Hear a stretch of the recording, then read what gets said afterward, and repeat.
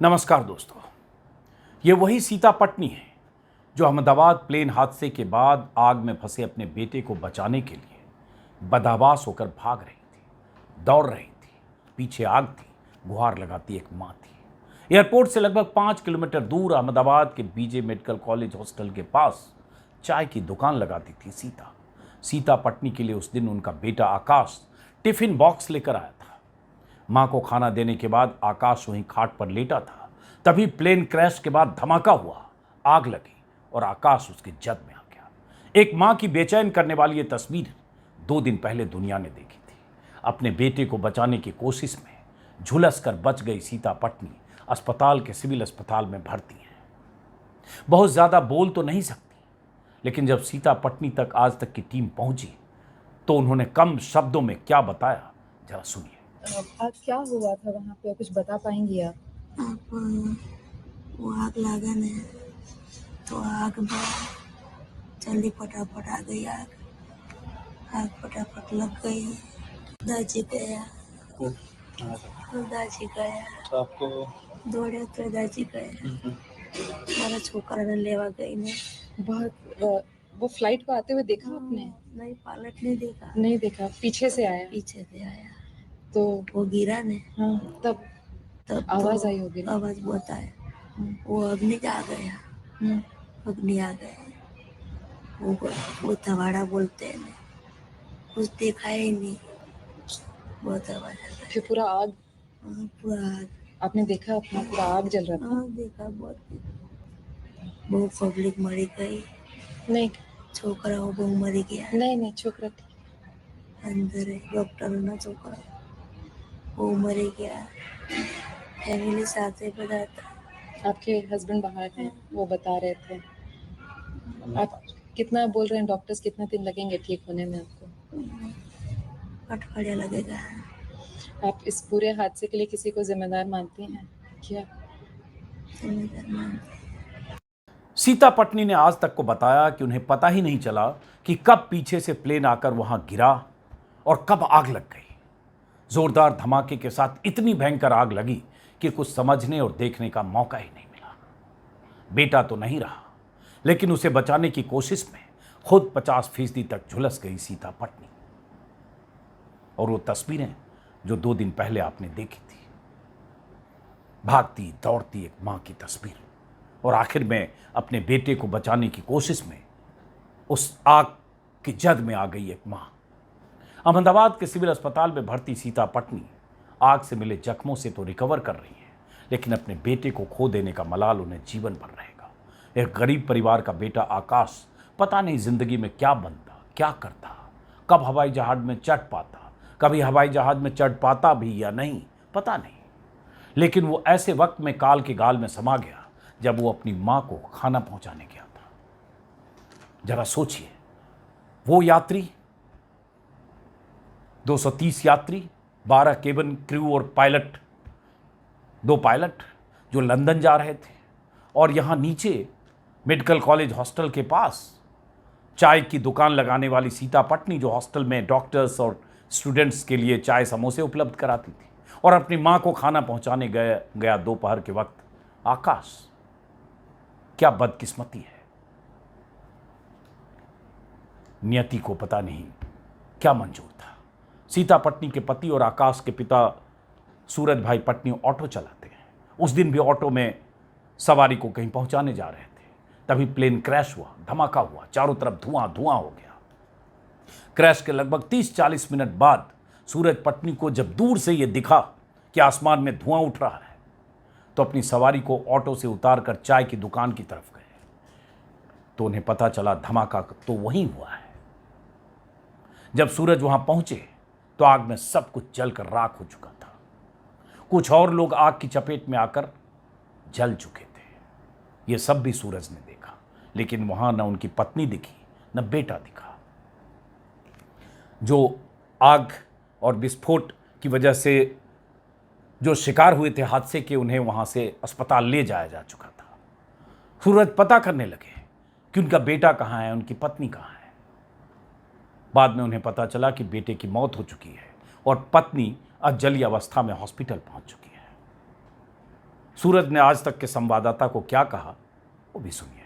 मेरा घर था, मैं भी घर था और मेरी घर वाली थी और चाय की किटली पे थी और लड़के को मैंने नीचे उतरे टिफिन लेके मैंने आकाश को बोला, मैंने बोला जाते हैं मम्मी को टिफिन दिया, बोले कि अच्छा पापा मैं टिफिन लेके जाता हूँ।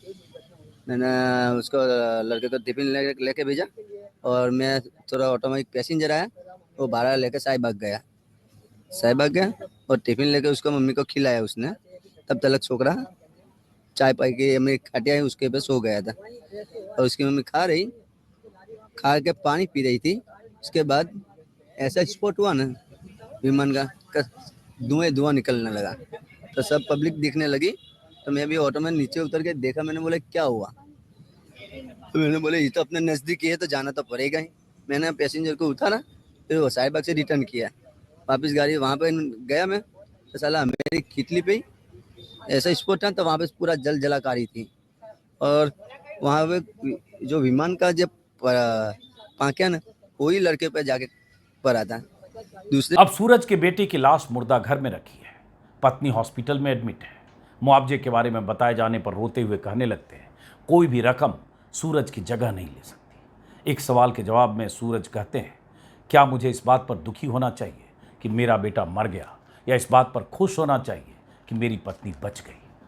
सूरज ने भी अपना डीएनए सैंपल दिया है और सैंपल के क्रॉस वेरिफिकेशन के बाद अपने बेटे के शव का इंतजार कर रहे हैं। सूरज की तरह ही शोक में डूबे कई और लोग हैं जो सिविल अस्पताल के बाहर अपने परिजनों की बॉडी के इंतजार में बैठे हैं या फिर अस्पताल से कॉल आने के इंतजार में अलग अलग जगहों पर ठहरे हैं। आज सुबह तक की जानकारी के मुताबिक 31 डीएनए सैंपल मैच कर चुका है और 12 बॉडीज परिजनों को सौंपी जा चुकी है। विमान हादसे के शिकार हुए गुजरात के पूर्व मुख्यमंत्री विजय रूपानी समेत 225 से ज्यादा बॉडीज की पहचान अभी नहीं हो पाई है। एयर इंडिया के होनारत के अधीन जितने भी हमारे पास बॉडीज आए थे उनमें से 31 बॉडीज का डीएनए मैचिंग हो गया है और वो 31 मैच्ड बॉडी में से 12 लोग अपने रिश्तेदार का शव लेके चले गए हैं।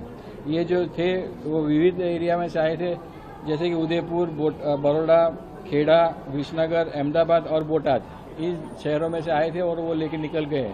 हमारी जो व्यवस्था है we are waiting for other people to come and collect the remains of their relatives. Thank you sir. What about the Vijay Rupani dead body sir? अच्छा, विजय रूपानी साहब का बॉडी का आइडेंटिफिकेशन अभी प्रोसेस चालू है। वो डीएनए मैच अभी तक मिला नहीं है, हमको मिलेगा तो हम आपको प्रोएक्टिवली इन्फॉर्म कर देंगे and will be informing the press as soon as we find that body. DNA sample लेने के बाद भी बॉडीज मिलने में देरी की वजह से लोगों में गुस्सा भी है। सवाल पूछे जा रहे हैं कि डीएनए सैंपल के मिलान में इतनी देरी क्यों हो रही है। कल कई लोगों की नाराजगी की तस्वीरें आई थी। हमारी फैमिली को देखने तो दो, क्यों नहीं देखने दे रहे फैमिली को? डीएनए मिलेगा तो ही मिलने देंगे हमारे को। विदाउट डीएनए हमारी फैमिली नहीं है वहाँ पे, नहीं डीएनए के लिए बैठे हुए, बोले डीएनए रिपोर्ट आएगा तभी जाने देंगे। कब तक चलेगा ये? अभी जो बॉडी है डिस्पोज होने लग गई है, थैलियों में भर के देंगे हम लोगों को। 72 घंटे का बोल रहे हैं, 72 घंटे 72 आवर्स, 50-60 घंटा हो गया है डीएनए रिपोर्ट देके। अगर रूल के हिसाब से देखा तो 48 आवर्स में अंदर सबका निपटना चाहिए, क्यों नहीं निपट रहा है? तो वो तो बताओ, हम पहचान सकते हैं ना हमारी बच्चों की बॉडी है कि किसकी है, और किसी के भी बच्चे हैं ना, किसी के भी पोतरे नवासे रहेंगे ना, कोई भी पहचान लेंगे ना, किसको तो मिल जाएंगी बॉडी। बच्चों की तो दो, भले 72 घंटे में दो, पर दो तो सही हमें तो दिखा दो, पहचान तो करने दो। एयर इंडिया की तरफ से बड़ोदरा के अर्नेस रजवाड़ी को करीब 125 ताबूत बनाने का ऑर्डर दिया गया है। कई सालों से ताबूत बनाने का काम कर रहे अर्नेस को एक साथ इतने ताबूत बनाने का न तो तजुर्बा है, न कभी इस तरह से बल्क में ताबूत बनाने का ऑर्डर मिला था। उनकी छोटी सी फैक्ट्री में कई कारीगर लगातार ताबूत तैयार करने में जुटे हैं। इन ताबूतों में बंद करके अब उन सबको शमशान या कब्रिस्तान ले जाया जाएगा जो एयर इंडिया के विमान पर सवार होकर लंदन जा रहे थे। मंजिल कुछ और थी, नियति कुछ और थी। ये अहमदाबाद में जो प्लेन क्रैश हुआ उसके लिए एयर इंडिया ने हमको कॉल दिया था कि आप हमें कॉफी बॉक्स। तैयार करके दिए। अभी कल तक हमको 50 कॉफ़िन बॉक्स का ऑर्डर आया था, जो आज दोपहर तक हमें उनको 25 कॉफ़िन बॉक्स पहुंचाने थे, डिलीवर करने थे। थोड़ा सा लेट चल रहे हैं हम लोग, लेकिन अभी नेक्स्ट इवनिंग तक हम लोग उनको बाकी का जो 50 है वो कंप्लीट कर देंगे। अभी जस्ट वहाँ से कॉल आया कि दूसरे 70 चाहिए जो उनको कल रात को चाहिए। तो किस तरह देखा था इतनी बड़ी संख्या में? इससे पहले सर मैं तो बहुत छोटा था, क्योंकि जब भुज का हादसा हुआ था भुज में अर्थक्वेक का, कि मेरे फादर ने और जो भी हमारे नेबर्स थे जहाँ पे हमारा वर्कशॉप था, वो पूरे सब नेबर्स ने इकट्ठा होकर 40 कॉफ़िन बॉक्स आर्मी को सर्व किया था उस टाइम पे। और ये उसके बाद का ये तो सबसे ज़्यादा ही नंबर बड़ा हो गया, क्योंकि इतना ज़्यादा वर्कलोड आ गया। और वर्कलोड तो नहीं बोल सकते, लेकिन एक अच्छी सेवा का मौका हमको मिला, तो उसके लिए हम लोग वैसे भी प्रिपेयर रहते हैं। आधी रात को भी ये सब डेथ का कोई कुछ बोल नहीं सकता, कभी भी हो सकती है किसी की, तो हम लोग प्रिपेयर रहते हैं, लेकिन इतने बड़े के लिए हम लोग प्रिपेयर नहीं रहते हैं। किस तरह ये मतलब जो एयर इंडिया है उन्होंने बोला है कि हम लोग प्रोवाइड करेंगे लॉजिस्टिक, या यहाँ से हम लोग करके देंगे या वो लोग करेंगे, और वो एट ए टाइम हम लोग देख लेंगे। जो my name is Ernest. DNA sample के मिलान के बाद इन्हीं ताबूतों में बंद करके परिजनों को डेड बॉडी सौंपी जा रही है। आग में बुरी तरह से जलने की वजह से इनके परिजन इनके अंतिम दर्शन भी नहीं कर पाएंगे। मुश्किल से तो पहचान हो पा रही है। इस बीच क्रैश साइट पर अभी भी मलबे में लाशों की तलाश जारी है। कल भी विमान के पिछले हिस्से में दबकर मरे 2 लोगों की लाशें निकाली गई है। मेडिकल कॉलेज हॉस्टल के मेस पर जो विमान का पिछला हिस्सा गिरा था, उसमें से एक लाश मिली। उस लाश के जले कपड़े से अंदाज़ा लगाया गया कि ये किसी एयर हॉस्टेस की बॉडी हो सकती है। पुख्ता जानकारी के लिए ऑटोप्सी और बाकी जांच की जा रही है। एक बॉडी मेस के उस हिस्से से मिली कल, जहां विमान के मलबे में तब्दील होने की वजह से बुरी तरह से विस्फोट हुआ था। वो किसी रेजिडेंट डॉक्टर या छात्र का हो सकता है, जो उस वक्त लंच कर रहे थे। इंडियन एक्सप्रेस में छपी खबर के मुताबिक अहमदाबाद में महेश कालीवाड़िया का एक परिवार ऐसा भी है जिन्हें पता ही नहीं चल रहा है कि महेश कहाँ है, किस हाल में है। अगर मौत हो गई तो बॉडी कहाँ है। और महेश न तो उस हॉस्टल में थे, न हॉस्टल में उनका आना जाना था, न ही विमान में थे। म्यूजिक कंपोजर का काम करने वाले महेश अपनी स्कूटी से नरोदा इलाके में अपने घर की तरफ जा रहे थे। करीब 1:15 बजे उन्होंने अपनी पत्नी से बातचीत की थी। उसके बाद उनका पता नहीं चला। प्लेन क्रैश के बाद जब हर तरफ हंगामा मचा और महेश घर पर नहीं पहुंचे, तो परिवार वाले उनकी तलाश करने लगे। फ़ोन स्विच ऑफ था। लगातार कॉल के बाद भी जब कोई जवाब नहीं मिला, और तब तक ये पूरे अहमदाबाद में हाय तौबा मच गई। 250-300 लोगों के मरने की खबरें आने लगी। तो उनके परिवार वाले, रिश्तेदार, भाई, दोस्त उनकी तलाश में निकले।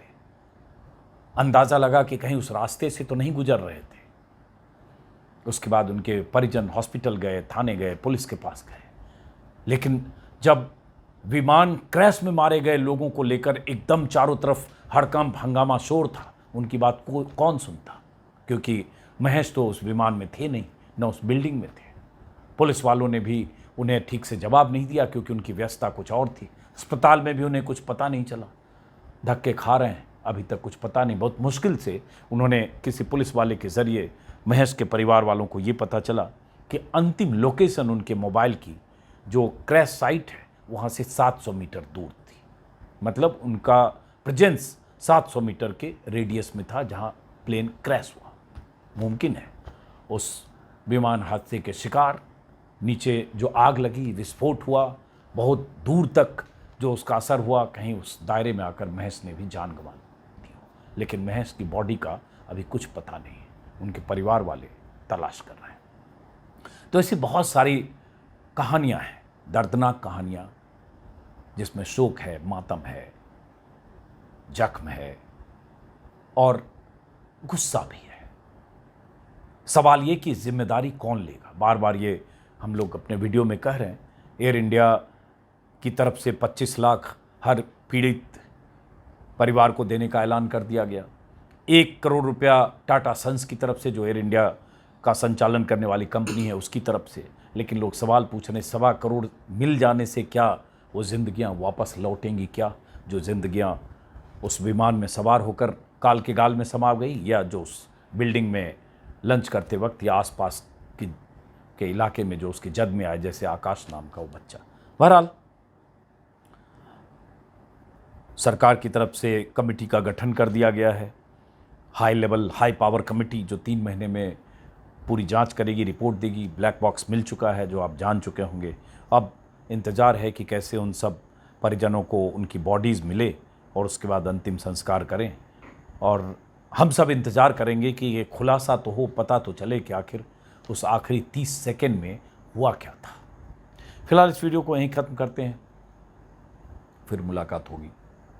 शोक और मातम की खबर के बारे में अपडेट रहना और बताना बहुत आसान नहीं होता है, आप भी उस शोक से गुजरने लगते हैं। फिलहाल नमस्कार।